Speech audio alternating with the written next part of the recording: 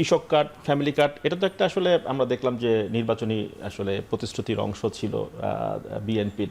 সেই ম্যানিফেস্টো কিন্তু বেশ সাড়াও ফেলেছিল। সামনে তো স্থানীয় সরকার নির্বাচন।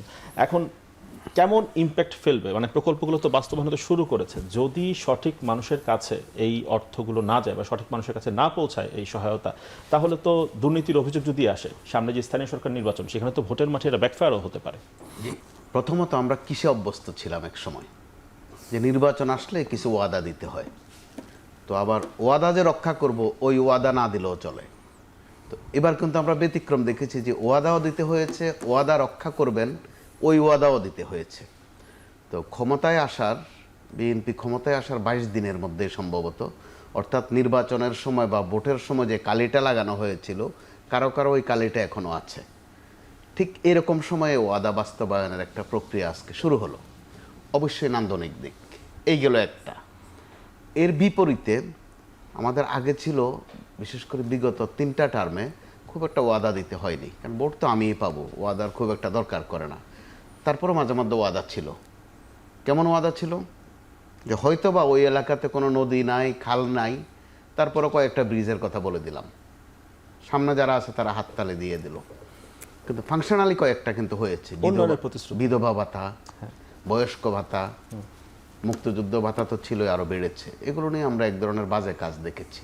আপনি যথার্থ প্রশ্ন করেছেন, এটা অবশ্যই সরকারের জন্য সহায়ক, অর্থাৎ সতর্কতার জন্য প্রশ্নটা এনেছেন, যে সাবধান থাকার বিষয় আছে। তো ফ্যামিলি কার্ড যখন কথাটা আসে, একটা সময় যখন বিধবা ভাতার কথা ছিল, দেখা গেছে কোন বিধবা, অর্থাৎ আওয়ামী লীগ পরিবারের বিধবা হলে উনি পেয়েছেন। কোন বয়স্ক, যিনি আওয়ামী লীগ পরিবারের বয়স্ক, তিনি দলীয় লোকজন এই সুবিধাগুলো পেতেন। ওই জায়গা থেকে এবার নতুন একটা উপাদান যোগ হয়েছে, সামনে স্থানীয় সরকার নির্বাচন। দুটা বিষয়, একটা হচ্ছে যে ওয়াদা রক্ষা করার স্বভাব বৈশিষ্ট্য জনগণ দেখেছে, স্বাভাবিকভাবে সেটা নির্বাচনে প্রভাব ফেলবে। আবার এই ফ্যামিলি কার্ড নিয়ে কথা হয়েছে কিন্তু খুব বেশি, তুচ্ছ তাচ্ছিল্য হয়েছে, অর্থাৎ যাদেরকে আমরা বিরোধী দল বলছি, এখনো সংসদ শুরু হয়নি, কিন্তু তাদের বিরোধিতার ফাংশন কিন্তু আমরা নির্বাচনের সময়ে দেখেছি। তুই তুকারি করে কথা বলা হয়েছে। পরক্ষণে তারা কিন্তু আবার আরেকটা প্রস্তাব দিয়েছে ওয়াদার মতো করেই, যে ফ্যামিলি কার্ডের চেয়েও তারা আরও বেশি কিছু করতে চায়। সেটাও কিন্তু ভালো দিক।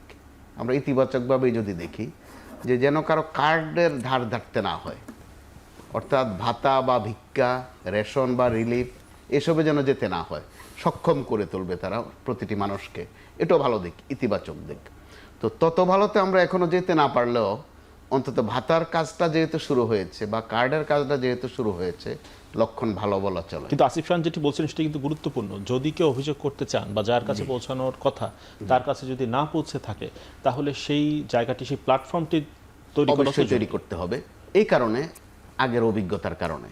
তো আমরা যখন নমুনাটা ভালো দেখছি, আপনি সেটি বলছিলেন দলীয় লোকের কাছে বেশি গিয়েছে, নমুনা যদি ভালো দেখি, নিয়তটা যদি সাফ দেখি, হয়তোবা আপনার তো অভিযোগ করা নাও লাগতে পারে। আজকে যতটুকু হয়েছে তাতে আমি যতক্ষণ নিউজ টেবিলে ছিলাম, সারাদিন এই নিউজটাতে বেশি অ্যাটেনশন দিতে হয়েছে। কোথাও কোনো ত্রুটি বা অভিযোগের কিছু কিন্তু